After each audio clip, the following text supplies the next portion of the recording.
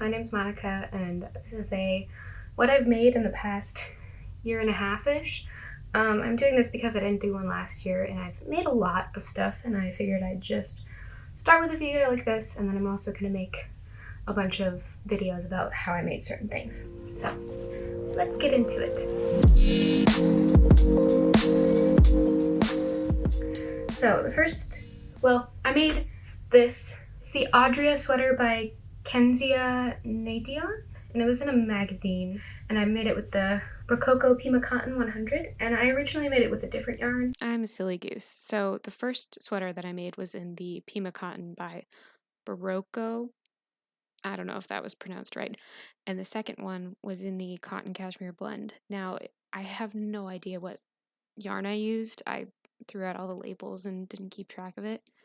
But it's similar to this Rowan one, but it's not. I don't think it was a Rowan one. I think I would have recognized that. But it ended up way too big, and I was gonna rip it all out. I ended up not doing that, and because my mom was like, I like this sweater, I'll just pay for the yarn for the new one, and then I'll take this one. And it was very funny. It really brought up a lot of debates about frogging stuff, because it was completely done, but it was just like too big. But it caused a lot of debates with some of my family who I was hanging out with at the time, like my mom, she's an artist, so I don't know, like, you paint over paintings, and even my uncle, he's an artist too, and he was like, but this is a piece of art, and you wouldn't just destroy a piece of art. And I was like, but I need the yarn, and yarn is expensive. So it was pretty funny, but it's nice that that sweater has another life. Yeah, I still wanted to keep it in the same gray. I really love how that turned out. I don't have it with me now. I've been all over the place. Like, it's back in my storage unit on the East Coast, and I'm here on the West Coast. So I packed it up sillily when I was moving over here and like going on a road trip, and I was just stressed with packing, and then it's now in a box somewhere in my storage unit. So yeah, sad days, but it's safe, and that's all that matters. The next thing that I made is this Kitana vest by Alexandra Tavel, and this one I also made two of, and this one actually knits up pretty fast, and my mom also was like, I'll take that one too. So we can twin twice. So I made it slightly smaller, and it's nice. The yarn that I used the Juniper Moon Farm Heritage, and it's in the color Wasabi.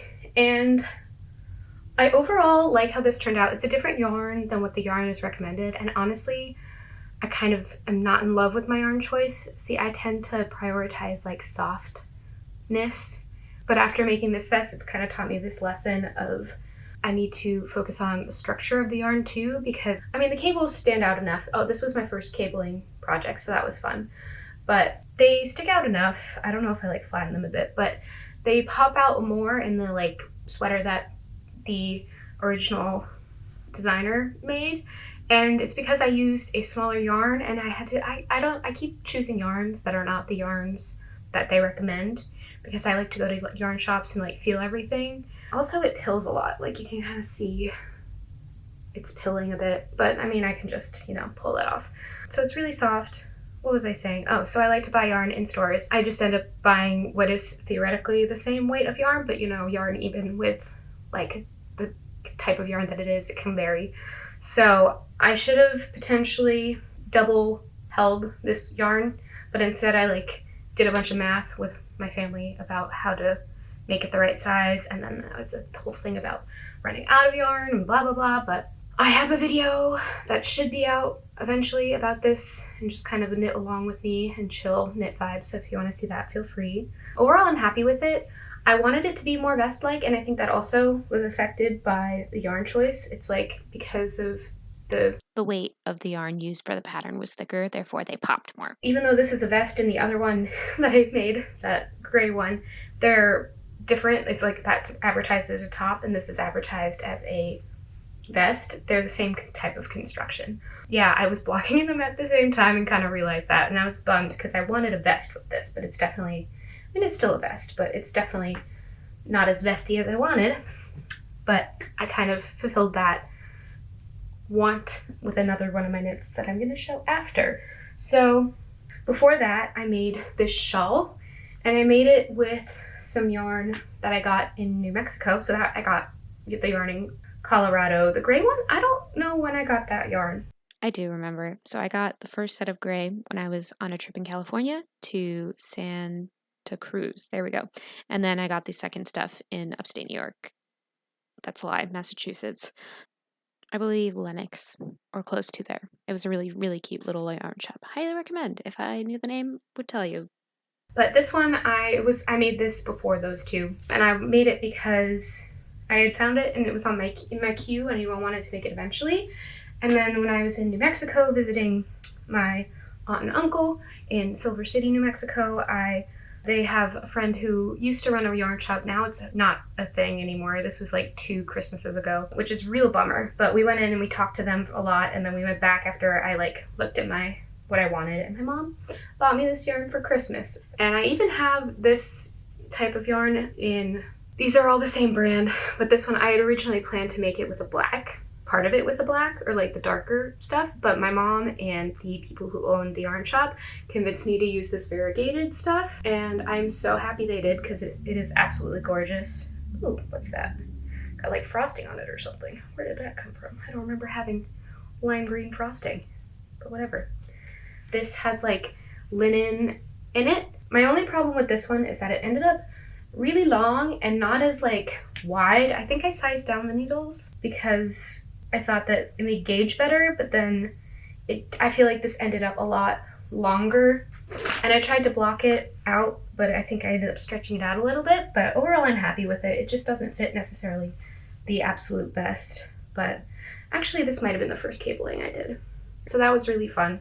And I absolutely love doing cabling now. And this is like a very popular pattern to do now. Oh gosh, what is this called? It's the Festival of Stitches by Lisa Haynes.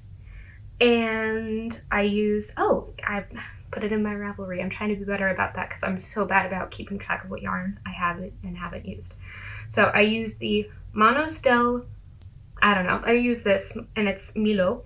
And I use the color, it's like the pink one. I ended up worrying that I was going to run out of this yarn, so I ended up ordering it. I ended up running out. Are you sensing a theme? I ended up running out of the cream and the variegated, so I used natural, and then this colorway is zebra.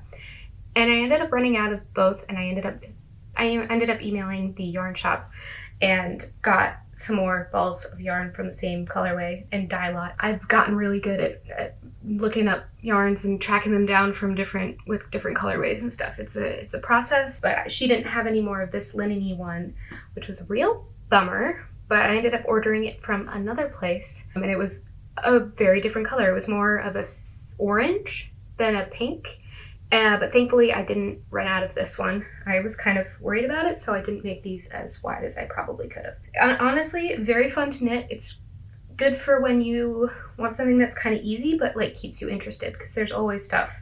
I definitely did lose some stitches and should have kept better track, but this really taught me that I like to put stitch markers like every 20 or so stitches, 20 or 10 stitches, and that helps me just keep track of how many stitches I have, and it'll, like for this, you have to increase and decrease to get the slant the way that it is, and doing that helps you make sure that you don't forget any of those. This is my first time making these little baubles, and I don't always love sweaters that have baubles in them, but I thought this was a fun way of incorporating them. And overall this is a lot bolder than I like to make things, but I thought it would be fun to just wear around the house, keep me cozy on cold days, and also just when I am feeling like being bold.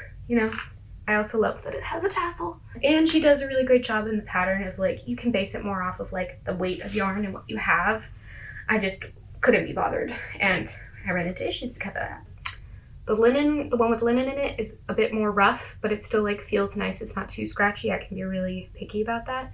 And then this is just lovely. The other two, the Milo. The next one I made is this green cardigan. I made this October of last year, so basically 1 year ago. And I got the buttons from Michaels, but I can't remember which Michaels. I think it was in Rhode Island. This was my first cardigan that I made. The gray top was my first top that I had made. I went through a big sock phase in college where I was determined to make all of my family socks for Christmas. So when I wasn't in classes, I was just in my room knitting. Sophomore year was rough, but knitting got me through it. My first cardigan that I made, it was what is it? The Kurtu cardigan by Miju KP.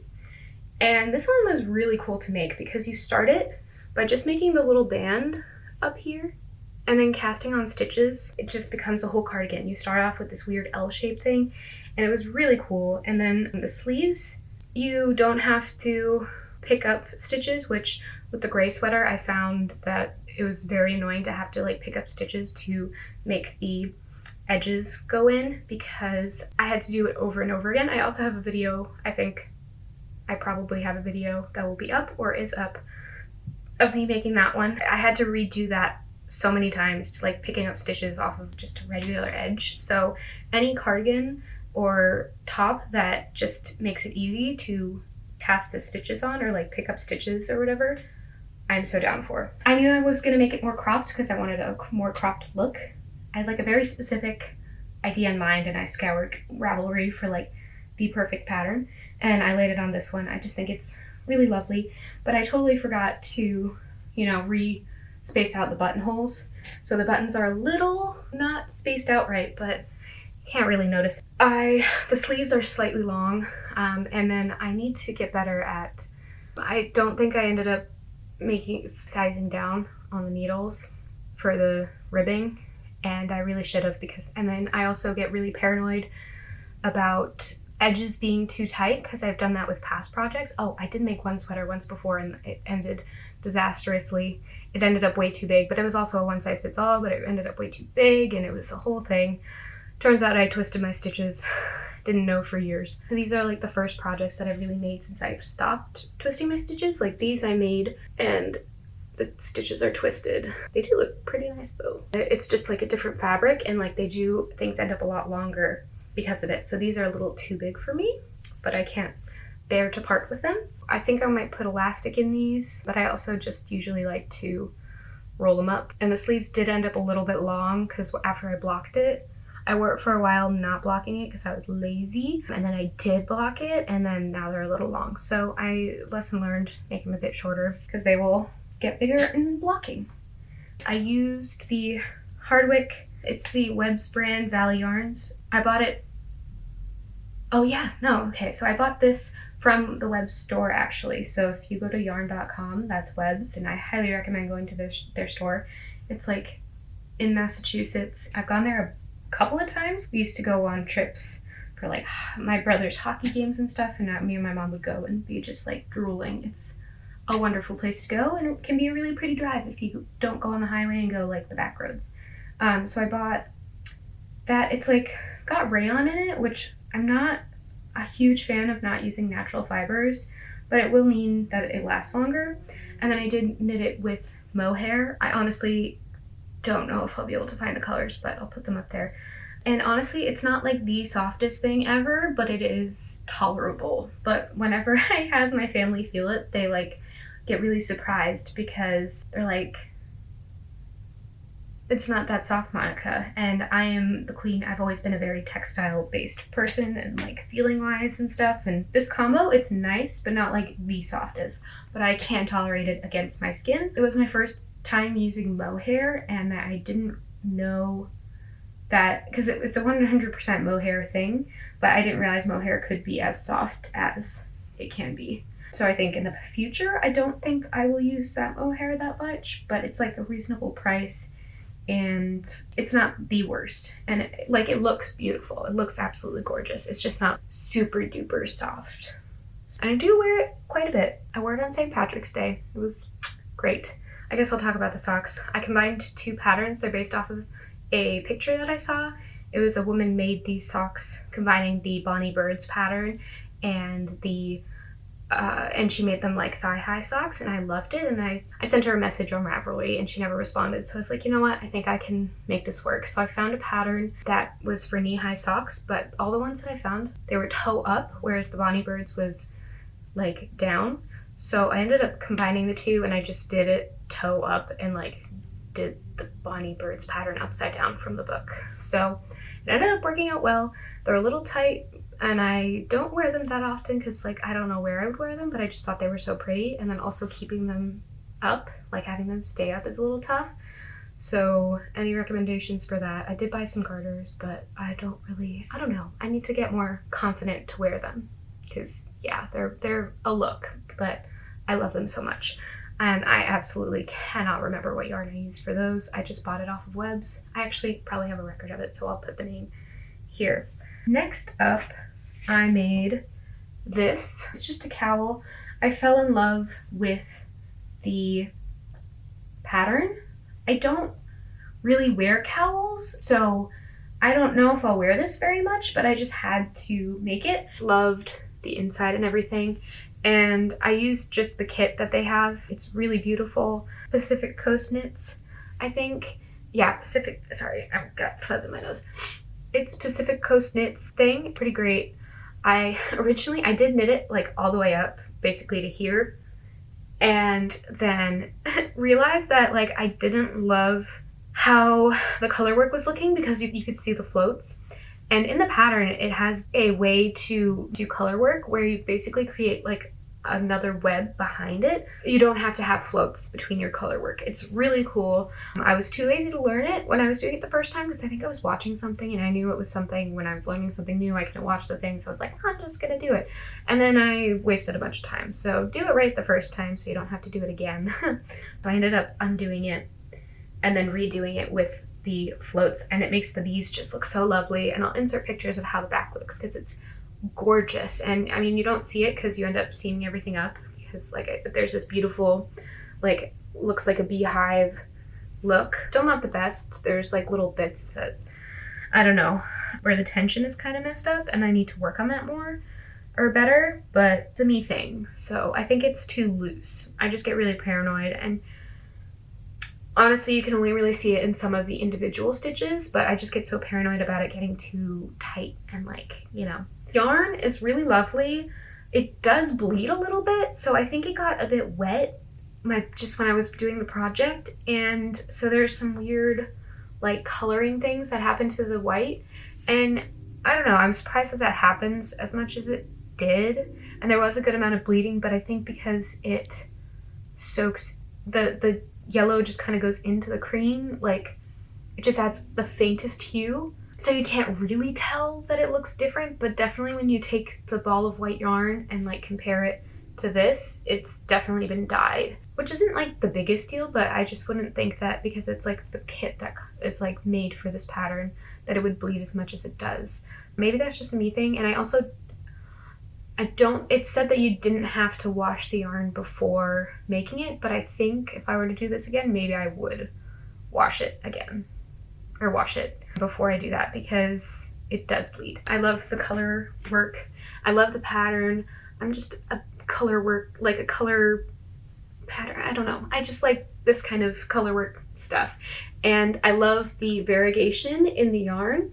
It just adds such a nice, subtle depth. Like I said, I don't know if I'll wear this very much, but I do think I should have maybe washed this a bit more gentle because it looks not felted, but I don't know. And it's reversible, and I learned how to do that too. It's really lovely.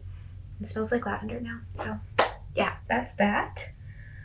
Next, I made this. I made this in like a week. It knit up really fast. It is the Alpine Bloom hat, and I knit it up in West Yorkshire Spinners Exquisite 4-ply yarn, and it's 80% Falkland wool.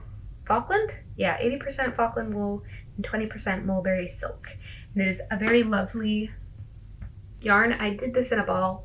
I don't usually do this, but again, my yarn spinny thing is at my parents' place on the East Coast. So I just did the painstaking thing of putting this in a ball. And then, so I used this is the color Bloomsbury. And I also used the natural white color, but I don't know where I put the rest of that yarn. I still have a lot of this. I have a little bit less of the white, but I don't know what else I'm gonna make. But it's just a beautiful yarn, and I bought it when I visited London. I went to this really cute yarn shop. I just wanted like a souvenir yarn. When I travel, I like to go and try to buy yarn from places. I did buy some when I was in Scotland, and it's Highland wool from Scotland, made by like a local yarn person. It's very itchy though, and I haven't figured out a project, and it's on the East Coast. So one day I will make something with it. This is thinner but the yarn, it's the same, I think, weight that it recommends. This is another, I feel like this happens with all my garments. Maybe this is just a common thing that happens with yarn. It was too small, and so I sized down my needles because I wanted the fabric to be like a nice thick. I didn't want it to be I didn't want to be able to see through it. So I ended up making a larger size. No, a smaller size to then get the largest size. No. I don't know. I'll put what I mean in words. Oh, I also knit it. So it's with their like natural or their cream color. I knit it with the Knitting for Olive Soft Silk Mohair, which the yarn lady was telling me that this is very popular and people love to get it in the States, and it's more expensive there. So I was really happy that I got it there. And this mohair, it's a little bit softer than the Valley Yarns one. It's really lovely and luxurious. I would have gotten a pink one, but they didn't really have, in the store at least, a pink that really matched. I thought it would be fun to experiment and just have the mohair in the white and not in the pink. And it has like a little bit of a halo, but not too much, and it just adds some depth. This was a quick, fun little knit that I knit up. It's definitely not this shape that it's supposed to be. Like if you look at the pattern, it's supposed to be like that.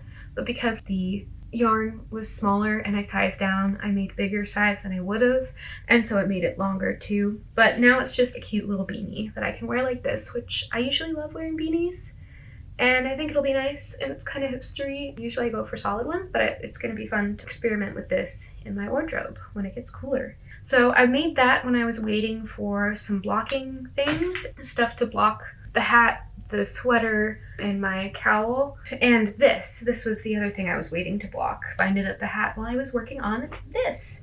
And the jury's still out on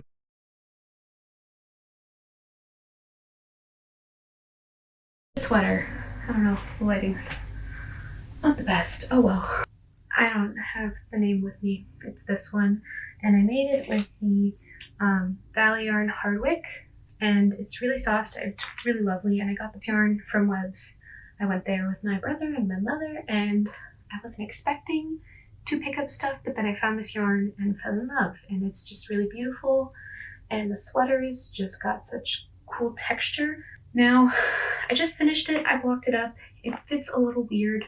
This yarn is a bit thick for the sweater pattern, so I had to do more maths to make the right sweater size, so I made the smallest size and I made an extra large. So you can use this yarn for it, but you have to do some like stuff to make it the right.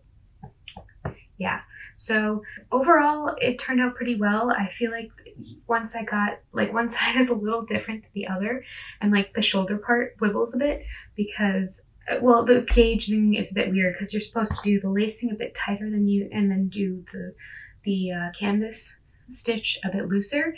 And so I finally got the hang of it by the second piece and by the back. But then with the first one, it was pretty tight, and so it made things a little different size-wise. But yeah, so I think I like it, and I'm gonna work on figuring out how I want to style it, and maybe get some pieces. I feel like I need more bottoms that I think would go with it, like a nice flowy skirt. I shouldn't be buying more clothing, but you know, we sometimes just do. So yeah, that's all I have for what I've made. And as far as a little bonus, I'll show you things. I just need to show off this yarn. For my birthday this year, my mom was saying that she wanted to buy me yarn just because I've been moving, she bought me a gift card to a local yarn shop here in San Jose, and it was really beautiful, and I decided to get this because I'm making a Ingrid sweaters by Petite Knits. I am joining that, and this is all the yarn I have for it. And so I just went with this. It's not crazy soft, but I feel like this is a sweater that I wanted good stitch definition. I was also looking at this beautiful alpaca. Well, 1 is way more expensive, 2, they didn't have enough, and 3, I think it would have been too drapey. I think I would have run into the problem that I ran into with this vest. And then when I was looking around there, I found this and I fell in love. And usually I'm not like a huge variegated yarn person, but I feel like this one, I'm a big orange fan, but having a whole garment like of this bright orange, granted I do have tops that color and stuff, but I think this will make a really beautiful sweater, and I'm gonna do it like a loose fitting one. It'll be kind of like translucent. I actually have this pattern picked out, and I'm just not gonna do the stripes. I'm just gonna do it all in the mohair. And this was a little pricey, but it was so pretty, and it was the only skein they had of this. I think I've heard of it before. Yeah, Knitwit, it's the Knitwit Fairy Floss, and this colorway, I just couldn't pass it up. So I'm excited to make that as well. I feel like it'll be a quick knit, and I'm going to knit it up probably after the Ingrid sweater, or maybe if I just get bored, maybe I will break my rule and have 2 projects on the needles. But this is like, I think this will be a really quick knit, and I think the Ingrid sweater won't be too bad either. But yeah, so that is my whole thing. Yeah, I thought I had more, but no, we're good. So that's that. Those are the things that I've made in the past year and a half / a little bit later. So yeah, I hope you enjoyed this, and I don't know. Bye. Thanks for watching.